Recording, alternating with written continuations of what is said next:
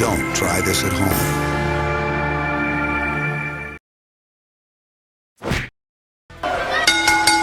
Let's talk about wrestling. Alright, now, I've been a wrestling fan for a while. You check the history book, and you look back, way back in time around the dinosaurs, you can see your mom wrestling them. So, wrestling's been very important to our culture. But let me start by saying, wrestling is kind of a crazy thing. I remember my first interaction was watching Kurt Angle hit a backflip off the top of a cage. This was insane. Me as a kid who liked jumping off of insane, I was like, what is this art form? I need to know. And I watched it week to week with my dad. SmackDown, Raw, ECW, all these good shows. I found my new love. And as a kid, you know, side by side with the superhero cartoons, I felt like this was like real life superheroes in a weird way. I've been seeing that there is a renaissance coming back, and this video is basically a response to that renaissance and talk about the time period of the good, the bad, the ugly, because I see a lot of like new videos coming out about some new fans jumping in, not understanding the entire art of wrestling and only getting one aspect. And this is why I'm here. This is why you're here. I'm here to help y'all, and I can't wait. So buckle up, shut up, and get ready, because it's going to be a real fun ride. Let's talk about all the different companies that we have here. We have WWE, we have TNA, we have AEW, we have CMLL, AAA, New Japan. We have so many different places. Backyard wrestling, if you want to count that, which is crazy. That does count actually. So like, there's a lot to follow, but I understand it's kind of overwhelming. But if you really think about it, you watch a lot of shows anyways, and this to me is just different genres of shows because they're all different. They are different, and that's why we're watching this, because I want to show you the difference and show you what maybe isn't for you, or maybe what is for you. I don't know. We're gonna find out in this journey. So we got WWE, and we'll start off with that. Might as well. That's the simplest thing. So many weekly shows to keep up with so many different characters. We had Kurt Angle, we had Undertaker, we had Kane, we had John Cena, we had The Rock, Stone Cold, Triple H, Shawn Michaels. Like, this was a time to definitely get into it. Rey Mysterio, like, come on, dude with a mask. I mean, WWE at the time was kind of one of those things that I immediately fell in love with. Just with, you know, The Rock. Look at that character. He's just bigger than life. You hear him, you know, once anybody hears him yell, "If you smell what The Rock is cooking," you just feel goosebumps, you know, immediately. And as a kid, I remember mimicking him a lot, you know, with the people's eyebrow. You know, I work on mine. Check it out, y'all. Camera, focus in, man. Cameraman. Get my guts up. It's my people's eyebrow. If we're gonna talk about wrestling, we got to talk about wrestling video games too, because there's been so many wrestling video games that also help fuel this like fire of wanting to like watch more and digest wrestling.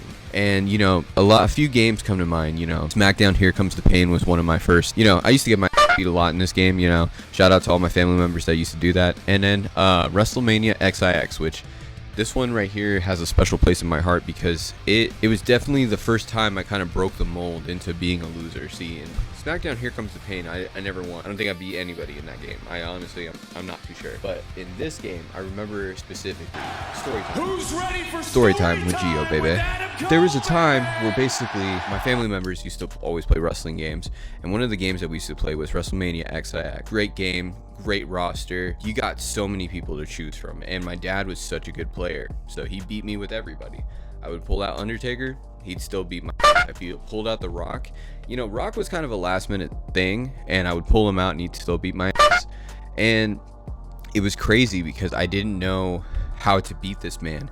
I even created a character and tried to cheese the game to beat him, and he still beat my ass. So I was scrolling through all the characters, the rosters, trying to plan, and this is like months, mind you. I'm like literally going through lore right now with you and just trying to speed run it so you can understand where this is gonna go and where the story is heading. So basically, right after the fact that I got through the roster, I find this one dude, this little white dude with a little, I remember, a bucket hat, fuzzy bucket hat, named John Cena, and I used to call him John Cena Meter. I thought they didn't finish his name. I really thought that. I really thought they didn't finish John Cena's name, and we're like, that's really rude. Why wouldn't you finish centimeter? It's not that hard. Now I realize his name was just John Cena, and I feel dumb. And I shared that with you, and now the world knows that I think John Cena's last name is John Centimeter. John Cena, I pick. I'm like, you know what? I'm going to pick him. He's the only person I haven't used against my dad. And we finally get to a moment where I'm like, Dad, I'm ready for you. And this is prior to me owning this game, by the way. I used to always have to play it at my grandma's house because my uncle had the GameCube. Shout out my uncle for having the GameCube. That was a really good time. We would just have wrestling matches, and it was so fun. We would watch it and then just fight it, each other, you know, and that's been a tradition, and it's so nice. I liked it. So I finally challenged my dad. I have the guts, I have the courage, I have the will. I think I can do this. And we get through the match, and I'm not gonna lie to you, it's back and forth. We are beating the out of each other, and it's going my way, his way, my way, his way. And finally I hit him with this move. They call it the FU at the time, which for my kid-friendly fans, it's called the attitude adjustment now. But I finally get my dad pinned. 1, 2, 3. I was in awe. He was in awe as well, because he was definitely trying. My dad would never let me win. That was the one thing that was very true, and this was a genuine effort, and it felt amazing. He even wanted to run it back, and he beat my afterwards, which confirmed that I really did get the one-up on him, because I was like, oh, I did it. After that, as you can see, I embarked in my John Cena journey. And I think that's like the perfect person that we could kind of like, you know, use as a placeholder in this story that I tell about WWE, because as much as I loved The Rock, here's The Rock. Hi, Rock. I love you. The person that really saved me was John Cena. Now stay with me, man. This is gonna go places. Are you sure? John Cena, I started following. I started checking his career because I felt if this man helped me win a game, which by the way, since I won that game, fast forward to my birthday, my dad ends up buying it for me. I get it at my house, wrestling every night. It's so much fun. So I got really good with John Cena, and I started following his career. And when I started following his career, I started seeing like the kind of come up of him becoming the star that John Cena like not a lot of people know John Cena the rapper. He was the doctor of thugonomics, guys. This man was rapping to save his life. This man was not a rapper when he first came on the wrestling scene. He had a weird haircut and he was called the Prototype. Yeah, I know this. Want to know why? Because my aunt bought me a John Cena DVD that showed his entire life, and I know his life because me and him are buddies. He's right here right now. What's up, there? Want to say anything to the fans? You're doing a good job. Appreciate it. Back to my story time. He wrestled in Ohio Valley Wrestling, and it was kind of crazy because at that time they had young Randy Orton and all these other up and come ups, and seeing John Cena grow into the character that basically became a rapper dissing people. Like he would diss people. Like I'll play some like of his clips right now. Ass. So John Cena wasn't necessarily the good guy when he first started, but he was around a lot of talented people. I remember the first time he picked up Big Show and I saw how powerful he was. That was like the moment I was like, this guy is really like Superman. This guy is so strong. And like his strength like increased with every episode. He kept doing crazier stuff, and like he had really good rivalries, like rivalries with Edge, and oh my god, those rivalries with Randy Orton. Like WWE did a good job pushing this man to the moon and becoming like the next Rock, and it was so cool to watch. And it led to a moment where it was like him versus The Rock. And I think, you know, it's crazy to think about that, because at that time there was a lot of people that didn't really like John Cena. I remember y'all. I remember the Cena Sucks chants. Yep. I remember y'all. Putting y'all on blast right now. But The Rock basically came back and challenged John Cena in WrestleMania, and he beat him in the first WrestleMania. I was heartbroken. John Cena came back, won the next one, and that's why I feel like they need to do another one, because like they're both 1v1. John, I basically followed his career winning countless championships. He's won the WWE Championship. He's won the Heavyweight Championship. He's won the United States Championship. And the one thing that this man does well, besides winning championships, is styling this motherfucking thing. Look at that thing. He made the spinner belt. I know I have this one right now because my mom basically like threw away my old spinner belt, which makes me mad. Eventually I will get a real one, and we're gonna use this as the placeholder. The John Cena spinner belt was insane. Like that was like defining. I remember going into middle school and we would bring our PSPs and I would just beat the living shit out of people just to win the US Championship spinner belt. on other people's PSPs with John Cena, because that's how dedicated of a fan I was, man. John Cena just was that guy for me, man. And now that I can step away from wrestling, there was a while where John Cena just, wasn't that top guy anymore. He wasn't the main focus. He wasn't the main character of the storyline, pushing the, agenda of WWE forward. For me, you can understand it, but losing matches, I don't like it. It's not fun to watch. It's not fun to watch your hero constantly lose. And, it's crazy because Cena started getting into the acting gig, and, shout out Marine 1. I don't know, a lot of people didn't like Marine 1. I'm a Marine 1 fan. John Cena killed it in that first movie, and I think that's what started his stardom, not this other not all this Peacemaker crap. It was Marine 1, and you guys need to watch it. If you haven't seen Marine 1, 10 out of 10 movie. Definitely recommend. 12 Pounds, highly recommend as well. That one's actually like unironically really good. Not saying that the first one was ironically good. I was just saying Peacemaker might be, Basically, John Cena wasn't the main attraction in WWE anymore, and I wasn't really feeling wrestling anymore. So I started kind of fading, I started feeling weird watching it. It was like kind of too nerdy again. And the product wasn't really good to even justify it. I think honestly, if you would see the 2008, this is the 2008 locker room of WWE. Look at that. Like these guys. Wow, bro, there's a lot of guys. And then let's compare them to 2020. Who the are these guys? So yeah, so as you can see, drastically changed. With time, things do change. And you hope, you find new characters that you would like. I was really liking this Finn Balor guy. Injury. That sucks. And I was just like, all right, well, I don't know what else to like, but I kind of just gave up on wrestling. But then this dude named Cody Rhodes, we need to talk about him. Well, first off, let's give respect to Roman Reigns, because Roman Reigns had like a whole storyline going on in WWE that even if I didn't respect, I was kind of like blown away, because people were really invested into this bloodline storyline where he had Sami Zayn, Jimmy Uso, Jey Uso, and eventually Solo Sikoa, which it's kind of weird how it is really good. If you guys want to look back at it, Roman Reigns, kudos to you, man. He did a good job changing his character. He was a character that I don't think was working. Roman was a guy that was getting pushed to be the next John Cena, and it just was not working with the fans. Rock's cousin, hey, Rock's cousin, we're supposed to like that shit. Nah, people weren't liking it, man, and like he just didn't have what it took at that moment to kind of take the torch and go with it. He found his reign being the bad guy, man. Watching all his work getting up to the moment of him versus Cody, which is something we need to talk about. In WWE's world, let's talk about this story, because this is something that was really sparking up. Cody comes back. Before we move on from Roman, I gotta give him, we acknowledge Tribal G. I acknowledge you, miss you. Need to come back and save Paul Heyman. He's in desperate need. He needs your help, bro. That man needs your help. I think we need to move on and talk about Cody, because Cody was a young whippersnapper that started off in a team with, Randy Orton and Ted DiBiase. We don't want to talk about this guy. This guy sucks. Randy's great. Randy's awesome though. They're calling him daddy in WWE. I don't want to do that. Not in this video. He's my best friend's favorite, Josh. Shout out Randy Orton. But he served as a mentor to Cody Rhodes, and Cody has a dad named Dusty. And Dusty Rhodes is probably one of the best wrestlers out there, and he basically never really won the World Heavyweight Championship, and that's like a prestigious belt. Like honestly guys, see a belt, you're like, I need to get it, I need to win. In WWE, basically the World Heavyweight Championship is kind of like the biggest thing you can win. This man went for it, so Dusty won it, never really counted. So we have Dustin Rhodes. He had the American Nightmare gimmick too before Cody, which is kind of crazy to think about. But this dude, Dustin is the son of Cody. Dustin is the son of Dusty. He didn't quite have that same bravado that his dad had with the Goldust character. Honestly, I thought Goldust was weird. I'm gonna be real with you. He kind of scares me. Back in the day, Goldust scared me.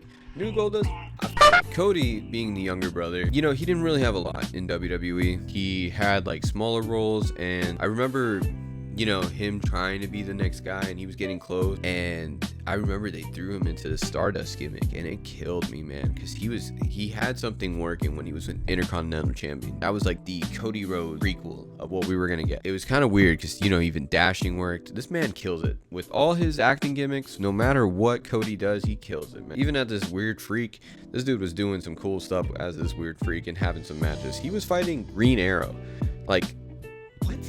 Cody Rhodes mastered it, left WWE, went to a company called AEW. We're going to talk about them later. We're not going to talk about them now, because right now, what we want to talk about is the fact that Cody Rhodes came back after being absent from WWE for so long to fight Seth Rollins and then eventually fight Roman. And then Roman at the time beat him. It's really depressing. Watching it in 4K was crazy. That was the time where I started kind of getting, the train was chugging. I was getting back into it, and Cody would just lose that WrestleMania match, and that was just insane to watch. Like, watching the look on his face, like, wow, they didn't want to finish the story. But of course, it built an animosity to just kind of see how he would come back. And 2024 was the craziest year for Cody. That man was doing crazy things. Won a tag team champ with Jey Uso. He got drunk doing his thing, got accepted to the cookout. Cody, I think, like, cheered racism. It was crazy. Like, Cody Rhodes is that dude, bro. Cody Rhodes basically was just an unstoppable force and just moving past a lot of characters, which, by the way, WWE is known to make some great characters. Before we continue with this Cody Rhodes thing, I need a moment to talk about LA Knight, who's an older guy that just came back and brings this attitude era like mantra to him, and I fucking love it, man. LA Knight's a guy that you should probably check out too. Yeah, Dominic Mysterio being Rey Mysterio's son, and he's just like a scumbag. Like, this man is just so, he's literally dating a goth girl. Like, this, we can't let this man get away with it. This is unfortunate. There's a lot of characters right now that are just doing so well for me in WWE, but Cody beating like the Seth Rollins and all these guys, it was just kind of cool to see Cody kind of build up for the next round, and then The Rock come out of nowhere in left field and try to take the story away. Kind of wild to see it in 4K. I'm not gonna lie to you. Like, that, this is when wrestling's starting to get kind of bubbly for me, and it started to feel like an endgame situation where The Rock teamed up with Roman, Seth teamed up with Cody, and they went ahead and they had a WrestleMania Night 1 and Night 2 match. And when we're watching WrestleMania, it just gave me that like feeling of like this was gonna be an event. And there's something about WrestleMania. It's 100% right. If you're a WWE fan, get yourself a WrestleMania. If you're not a fan, you're a casual, I promise you, if you pay for WrestleMania once a year, you will not regret it. Get your friends together, watch a WrestleMania, pick a guy that you want to win blindly. Just pick them like the colors. Oh, I like this person, or I like that person. Watch them go to work, learn your research about them, and then watch you become a fan. I think WrestleMania is definitely one of the pay-per-views you should definitely buy, and it was one that I definitely partaked in, and it was crazy to watch because Cody was on the verge of not finishing his story thanks to The Rock, and the people really were about it. They wanted Cody to win. The "We Want Cody" chants and the "We Want Cody" hashtags were going off. It was ridiculous. I was watching how all this was going to play out and wondering what is going to happen. Is he going to actually finish the story? Like, is it actually going to happen? And we get to WrestleMania Night 1 and they lose the match. Like, yeah, no, I'm gonna be real with you. They lose the fucking match in Night 1. That's very tragic. I was like, oh, this might happen again, bro. This might lose the fucking match again tomorrow. Because The Rock was out here whipping him. Like, I didn't know. This was crazy. The Rock was beating this dude's ass week to week, and then going into WrestleMania and beat his ass. Debilitating. I didn't know what to think. They did a good job. They got me there. We got to talk about WrestleMania Night 2 because that match, Cody Rhodes versus Roman Reigns, was a movie in itself. I think you need to take the moment to watch that if you want to, because that in itself was cinema. Roman Reigns and Cody built up that rivalry so good and built it week to week that Cody needed to finish the story that his dad could not finish, and his dad passed away. I'm sorry, I totally brought that up late. Cody Rhodes' dad definitely passes, so this is something that's very more momentous to Cody to do. He wanted to do it in front of his dad, but now he can do it, in front of his mom and everybody else. It would just mean the world to get it done finally. And with The Rock pushing this agenda, especially after Black Adam, this motherfucker was ready to just push anybody out of the way to get what he wants. It's crazy. To see Cody come on top of that was pretty wild. And not only that, they orchestrated one of the best matches I think in a scene in a long time in a WrestleMania. It was definitely endgame-ish, but Cody's match started, and if you know a Roman Reigns match, you know that there's going to be interceptions and interruptions. It gets fucking predictable. Basically, that's what cost him the match last time, and it was going to cost him the match this time. But with interruption came my boy John Cena to save the day. And I oh my god, I almost cried. I need a moment right now. Oh my god. I was blown away. This man was running down the hall. Like, I was just like, wow, look at him go. He's about to do something. Not only did this man attitude adjust solo, he attitude adjust Roman through a fucking table. Like, I was like, this can't get any better. This can't get any better. Cue Rock music. We got Rock versus Cena. Part 3. What I was talking about. I didn't know how to be act, man. I could swear to God, my neighbors hated me so bad, but it was insane watching them kind of face each other once again. Only for The Rock to just kind of take care of him, but it was just that good. Now, it would have been better with goddamn Stone Cold, but I get it. Stone Cold's like, I'm done. But Stone Cold, if you're hearing me, bro, you should have been there. That would have been way better. Undertaker, listen, I love you, Undertaker. I think that was awesome. You were a good surprise. That was a good, whoop, gotcha. You got me, WWE, with that one. But Bro, what's up, bro? Why'd you couldn't wear anything else, man? Couldn't look more dead manish? We're back to American Nightmare, or we're back to American Badass. Where's the American Badass? American and Homeless, bro. But anyways, it was really cool to watch him chokeslam The Rock, though. That honestly, I will pay 10 out of 10 to watch. Pretty much the story of WWE, and as like I said, as of right now, there's so many guys like LA Knight. Like I said, a guy that I really love. He brings back that Attitude Era. He just has this bravado about him. He can trash talk on the mic. He can hold himself really high. I think he's gonna be the next guy up. Still with Finn Balor. I want him to come back as Demon Finn at some point. If you like goth people, Judgment Day is for you. There, he's in it. Dominic's in a weird situation with Rhea and Liv. If you guys want to know about messy triangles and love angles like that, there's that. He also hates his dad. Like, that's kind of crazy. Like, he hates his dad. He calls his dad a deadbeat. Like, it's crazy. Now, WWE used to be run by this man, Vince McMahon. Let's get out of here. Now it's run by like Dana White, TKO, yay, everything. So like, I feel like as far as production goes, these guys have had years of being able to do really cool stuff.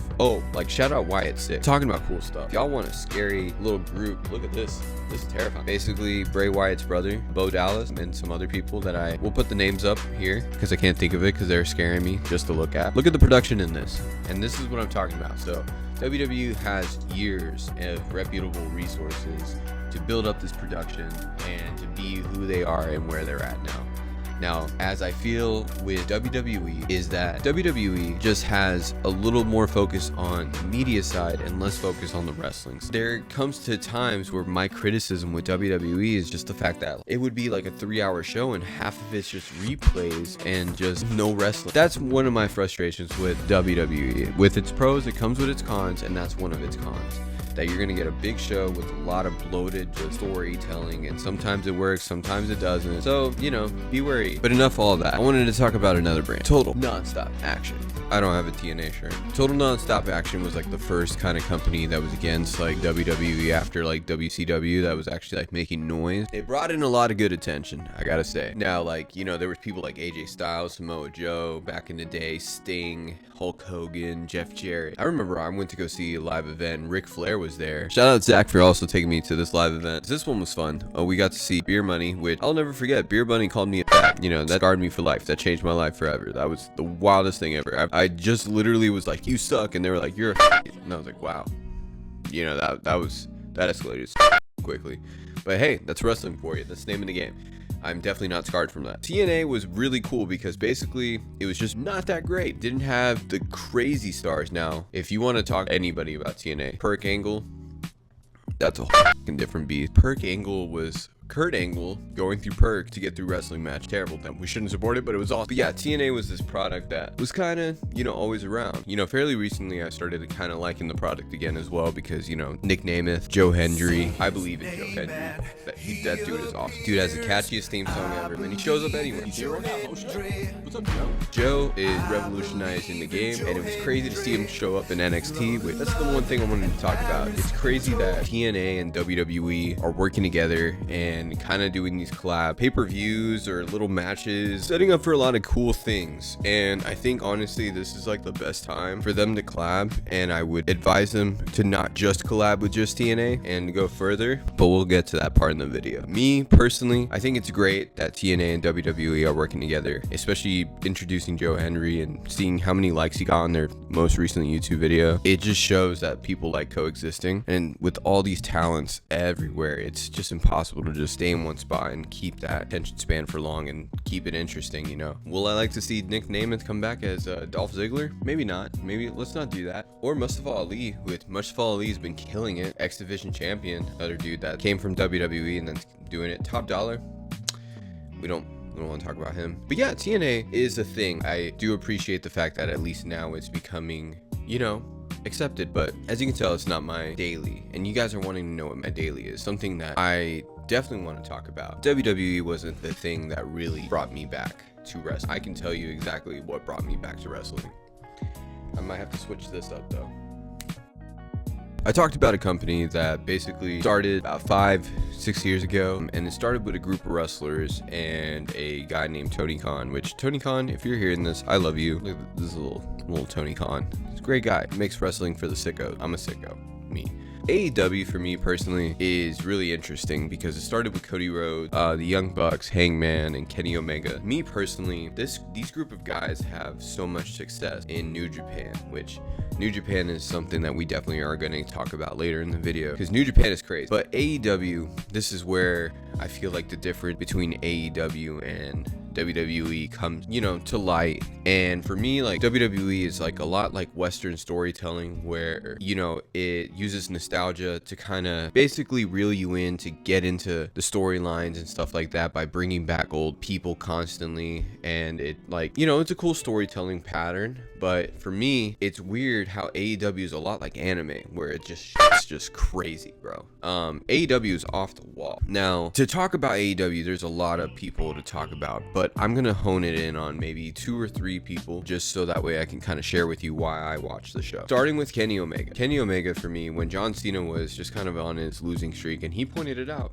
That man was on a losing streak since 2016. It's incredible. I literally found Kenneth Omega when he was fighting this guy named Okada, and I was watching these wrestling matches going like, this is wrestling? This is fucking cool. Reminds me a lot of watching Spider-Man just in a ring fighting. That's the thing about, this style of wrestling, is that it opened up a door to me that I didn't realize that was out there, and when I was going through a lot of different things, one of the things that got me out of my, funks were Kenny Omega matches. I'm not gonna lie to you. John Cena used to give me these feelings of hope in a match that I used to get really involved in. It's kind of like, the thing is about wrestling, it's predetermined sport. The only thing that's fake is that it's predetermined. The bumps are real, the movements are real, and they're real people. So it's just, for people to say wrestling is fake, grow up. It's stuntmen working their butts off to tell a story in the ring and outside of the ring to keep you posted, and we watch it with basketball, football, anything, bro. Anything that has a contact with drama, we're in there. So for wrestling, it's really cool to see it. And Kenny, for me, is one of the most master storytellers, both in and outside the ring, and watching him be the belt collector and be a bad guy that was going around and just being like Thanos, essentially just collecting belts from different promotions, which is insane. And one of the things that I think you guys should watch if you want to get back into wrestling, I recommend any of Kenny's matches. I'm being real honest. For me personally, any of Kenny's matches will get you back into wrestling. Here's a few recommendations: Kenny versus Okada, or go to Forbidden Door, Kenny Omega versus Will Ospreay. That is a match right there. Of course, Kenny Omega and Will Ospreay in New Japan is another one that's really, really phenomenal. But I think if you just watch any of these matches, you will just see how he does storytelling. He's amazing. He runs around the ropes, swings, flies, and I love his moveset. He's such a old school badass dude. I f*** with it so much. He reminds me of the old 80s wrestlers and 90s wrestlers, and that's why I like about AEW. Talk about Darby Allin. If you want to talk about anything, Darby Allin is a mess. That man has gone through so much, and canonically has gotten hit by a car. Canonically. Back to Kenny Omega. Kenny Omega, for me, the cool thing about AEW is it gave American viewers a chance to see Kenny Omega, because Kenny was doing shit all over in New Japan. He was holding it down, and then finally AEW was a chance to show off Kenny, in the forefront. And I think honestly Kenny is one of the best wrestlers out there. In my Mount Rushmore, Kenny Omega's up there. Kenny just does things that are just unimaginable. I think he honestly right now, for me, every time he does something, I'm like, what is he gonna do next? That Will Ospreay match had me so on the tip of my toes, when he was in Forbidden Door. There's a spot I want to talk about where basically Will Ospreay hits him with his own move. Kenny Omega has a move, and this is another thing, wrestling lore is crazy. Kenny Omega has a move called One Winged Angel, and nobody's ever kicked out of it. Ever kicked out of it. And what I mean by kicked out is once he does it, it's like a finisher. It's over. It holds so much weight right now, which is cool. That's what I'm talking about with storytelling. And Will Ospreay hits him with this move, and the ref counts to 1, and Kenny just pops right out, and it just, the energy, it's just, I don't know anything else like it. That moment for me sucked me back into this world. That was it. I watch it week to week now. AEW has become one of my favorite shows. I don't care what a lot of people say. There's a lot of negative people about AEW just because it's a different product or something that is unique. And I think honestly that's just the worst way to hold about it.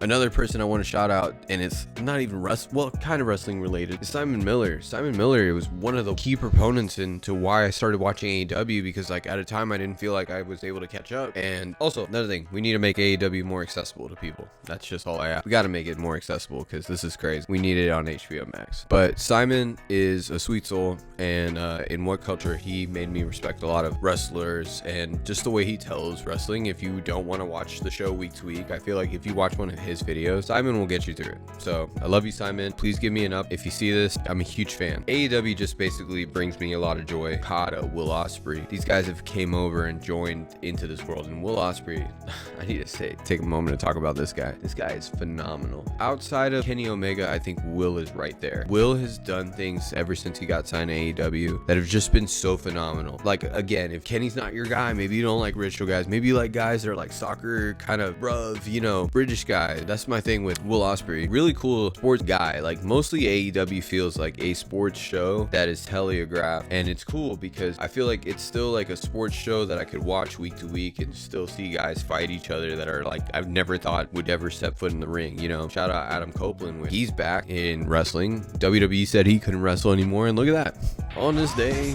he sees clearly that dude, he's fighting. That man broke his leg. That was crazy. Lesson of the day, let's not jump off these things. AEW has such a special place in my heart with the Young Bucks as well, Hangman. I think the whole roster is stacked in AEW. That's the one thing. I haven't seen a more stacked roster since the 2008 WWE roster, and I'm being for real. Like, look at this roster and look at this roster and compare the two. There's just a lot of talent, and to be honest with you, it's crazy to see that AEW is growing every day and signing new people. Mercedes Moné in the women's division, Saraya. God, I love Saraya. Shout out Saraya. Hi. It's me again. And Willow Nightingale, which Willow Nightingale is such a sweetheart. I love her. All I want to do is hug her. She's awesome. But Rio, this is me, my man, because my life with Rio, my life without Rio, and that's how it is. That's how it stands. Unfortunately, Kenny is not wrestling. I do wish him the best of luck. I wish him to recover. I need him to kick Okada's ass because Okada's a bitch, but I am ready for that when he does come back healthy, when he can. You know, I don't wish him I wish him a speedy recovery, and that's what I'm talking about. They talk about AEW not having storytelling, but there is so much story. I need to switch it up for this one. If we're going to talk about anybody, we need to talk about Swerve Strickland. Swerve has been like the hottest star in 2024 besides Will. I think Swerve's come up is insane. He was really more just kind of a bad guy, and I'm not going to lie to you. Him and the Hangman, I'm going to be real with you. He had a rivalry between a cowboy Hangman, and Hangman is awesome. I love Hangman Adam Page. Kind of went off the rails in that rival. To be honest with you, Swerve was in the wrong. I think Swerve was in the wrong. That man went into that dude's house and literally went to his child while his child was sleeping. I think that's a no-no, but Swerve goes to those places. Hey, he ended up winning the rivalry. Swerve ended up going on and beating this guy in this rivalry and making this man insane now. I think Hangman is not okay. Storyline is Hangman is an alcoholic. I'm pretty sure he's back to alcoholism. Swerve was just building up and building up and building up, and I just knew something was going to happen. And I remember when I got to see him live, Swerve just had it, and I knew he was going to be the next guy. I was really happy when pay-per-view came around and he challenged Samoa Joe and he took the belt off Joe, which I was so happy to see, because not only did AEW just get a first black champion, like Swerve was one of my favorites. Once he became champion, it was just, the dude just popped off. The dude was even more over than I've ever seen. Swerve, I've defended my friend, is not a placeholder champion. He's going to be remembered in AEW in history as one of the best champions. Not only that, if you want to like argue it with me, let's watch Forbidden Door. It just happened right now. He fought Will Ospreay, and I think that was probably one of the best Swerve matches I've seen in my life. Now, him and Hangman, those are also great matches. Those matches right there, I give you those two. I give you those two, and I will say, hey, you come back and write in the comment section which one you feel like it's better. If you feel like the Hangman match was better, go ahead and comment that below. If you feel like the Will Ospreay match was better, comment that below. Me personally, a house call to Will Ospreay was insane. That match went so back and forth. Like I said, Spider-Man fighting each other, and that's the coolest thing ever with how AEW's guys are. They're all very acrobatic. The wrestling is real. It's where the best wrestle, and it's real, because like my thing is with these guys is they focus on the actual tourney style wrestling aspect, and it makes it really feel sporty. It makes the wrestling aspect feel real in that nature. I give a shout out to Swerve. I think Swerve is honestly one of my favorite guys right now. I think he's gonna kill it. He's gonna keep killing it all the way till like maybe All In, and probably they're gonna have him drop the belt. But I hope it's gonna be a good reign, honestly, and I hope he keeps the belt for a long time. I wouldn't mind it, honestly. There's plenty of guys in there. MJF's a scumbag. Now he just went back to being a heel, which heel and babyface, if you don't know the terminology, babyface good guy, heel bad guy. There's also tweener where they're like, yeah, kind of like where Jay White's territory is at. Yeah, no, MJF, he's just one of those guys that lost the championship. He hurt Daniel Garcia. Nobody hurts Daniel Garcia and is a nice person. Good old there you go. MJF. We don't like MJF around here, and that's another thing, man. If we want to talk about MJF, let's talk about something that I really want to, bring of importance when it came into AEW, and it's Better Than You Bebe. And let me just, Better Than You Bebe was a piece of history to me that like you need to teach it to kids in school about how to make friends. Like Better Than You Bebe is crazy. So like, let's start off with the story. So we got this guy over here. His name is Adam Cole. Adam Cole over here. He don't like this guy MJF. MJF over here is like, man, f this dude. I don't like this dude either. But they have to go against each other to show each other who's the best, because MJF has the belt and Adam Cole doesn't want him to have the belt. He fuck this guy. Turns out one day they have to tag team, and MJF is like, hey, let's make the best of this. I got it way too ahead of myself. They had a match. It went down to the time limit. They were in a draw. Adam Cole wanted 1 more minute, 5 more minutes, who knows. He wanted more time to beat this man. MJF tells him no, fuck off, leaves. Told you, this guy's a scumbag. But anyways, they come back to this moment where they're trying to basically resolve the situation. Adam Cole is like, hey, let me have another match. MJF's like, no, f you. Anyways, Tony Schiavone, cool dude, comes in. He's like, hey man, y'all need to go ahead and team up, and you're gonna be entered into this tournament for the tag team champions. It started Better Than You Bebe. What a cool storyline where you had 2 guys that originally did not like each other, and from 2 different styles, and then they made sense when they were together. I'm telling you right now, if you watch anything AEW, watch Kenny, watch Swerve, watch Will Ospreay, watch the Young Bucks, watch Better Than You Bebe. They have like an entire like segment in YouTube where you can watch the entire like thing take place. Please do that. It's so heartbreaking. I won't even spoil it for you, but yeah, basically these guys, they gave it their all through and through, and down to the bitter end too, down to the bitter end, and it was such a good story. I think honestly that's where I'm at with AEW, and I think AEW is always doing these new things and promotion. AEW is doing crazy, which like we talk a lot about Forbidden Door. Forbidden Door is a pay-per-view that they team up with New Japan on, and as you can tell, mostly everybody from AEW is from New Japan. Jay White, Kenny Omega, Will Ospreay, Okada. But it's cool because they also bring in a lot of people from like WWE, like Adam Copeland, Ricochet, which fingers crossed if this video comes out and Ricochet's out there, cool. I'll be like the first one to talk about it. AEW has a plethora of talent, and their pay-per-views are getting bigger and bigger, like Wrestle Dynasty coming out next year in Tokyo Dome. I think this is huge for both cultures, American and Japanese culture. I feel like this is great for both of us, and it expands the world of wrestling, which I think is awesome. And this is something that I feel like we need to kind of discuss right now. I think right now would be the perfect time for WWE and AEW to bury the hatchet and try to do something right now. A Forbidden Door with AEW and WWE would be insane. You get people to just agree on whatever the hell to make this happen, because money will fall from the sky. I would love to see Will Ospreay, Kenny start intertwining with all this stuff, and I feel like we're at a step there, but I need to spread the word, and I need us to try to get WWE to get over any sort of difference they have with AEW to make it work. WWE is already working with Noah, which Noah is another company. They're working with Noah, GCW, and TNA. We're getting close. We just need them to kind of head in this direction, like with CMLL, AAA, which CMLL was a big proponent in the Forbidden Door aspect this year, which was cool because they brought Lucha Libre to wrestling, which how do you not find that cool? Japanese culture has their wrestling, American culture has their wrestling, and then you also have people out there in Mexico doing Lucha Libre, which is cool to watch luchadors come out of nowhere and enter this Forbidden Door and fight people you didn't think you would see fight. That's why I think AEW is a really awesome company. I think New Japan, CMLL, AAA, I think, and also Ring of Honor and all that stuff. I think it's stuff you guys need to check out, and honestly, I will put so many descriptions and storylines up here that you could kind of like see and pick through that seem interesting and be like, oh, I kind of want to see more about that. But hey y'all, I got a haircut.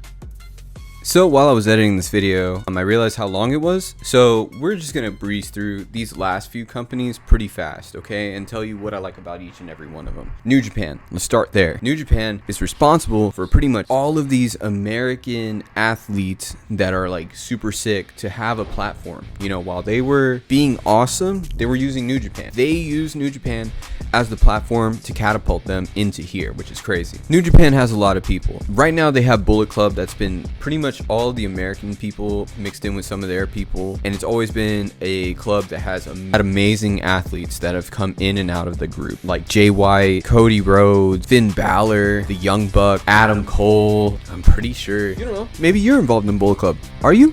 Guns up, man, guns up. New Japan is responsible for the Lights of Okada being amazing for so many years. He was killing it, and it's kind of funny, pretty much everybody that used to be in New Japan followed them. But wait, there are still people in New Japan. We still have plenty. We have Finley's son, who Finley is a wrestler that a lot of people didn't know had a son, and yeah, he's fighting in New Japan in the Bullet Club. See, told you, everybody's in Bullet Club. Bullet Club's a storyline if you're a pretty big asshole, and also if you're a person that's pretty soft, or maybe you're a little gay. Golden Lovers is great.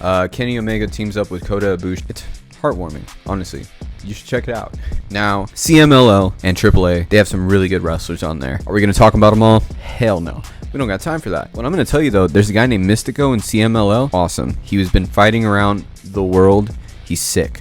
If you like Sin Cara, you will like this guy. And that's pretty much it, man. I also just wanted to take a moment to shout out the Deadlock guys, because they're also responsible for getting me into wrestling as well. Deadlock podcast, I love them. These guys also have made wrestling funny. If you need to watch anything back in the day and just hear some commentary on that, go watch those guys. Those guys are amazing. And they also have their own wrestling promotion, I'm pretty sure. DPW? There you go. Another wrestling promotion you should definitely check out. When you take a look at this video, and if you made it this far, thank you so much. I know this is long-winded. This is crazy that it's already an hour long, and I'm like, what the fuck? It's a Geo movie. Welcome to the Geo movie. With wrestling, you kind of have to. You kind of have to take a moment to sit back and talk about it. And I had a real good time doing this, honestly. I just wanted to let people know I have such a passion for this stuff, because it's like TV shows, and I think these guys deserve a lot more credit than being written off as fake athletes. You know, these guys are actual athletes performing in a predetermined area. The match may be predetermined, but the stunts aren't, and I've said this before. So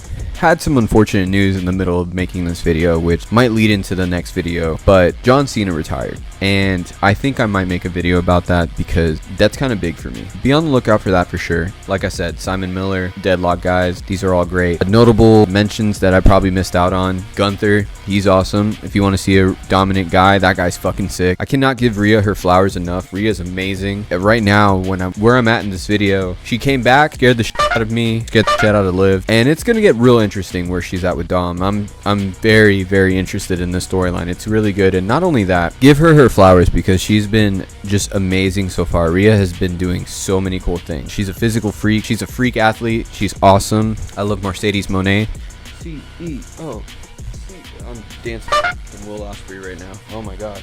This is terrible dance. Mercedes Moné is awesome. Love her to death. She's just very flashy and awesome. Okada joined the Elite. Okada is a now. All he says is and he flicks people off. It's awesome. I can just sit here and start spewing out people, and this video will never be over. I don't know. Batista's cool. Yeah, he wasn't just Drax. He was Batista beforehand. He used to body slam people. It was nasty. John Moxley. I cannot stop. Oh my god. Speaking back on New Japan, I'll probably like either tie this back in or just say it at the end. John Moxley is probably one of the best wrestlers out there. He was formerly known as Dean Ambrose, but now has been in New Japan, AEW. He was holding their championship for like the longest time, which is insane, and he was just rocking being in AEW. Jack Perry, thank you for choking CM Punk. You, Phil.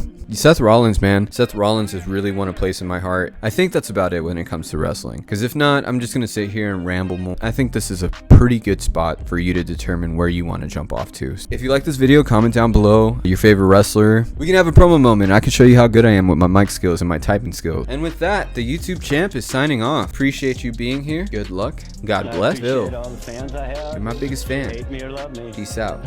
See you soon.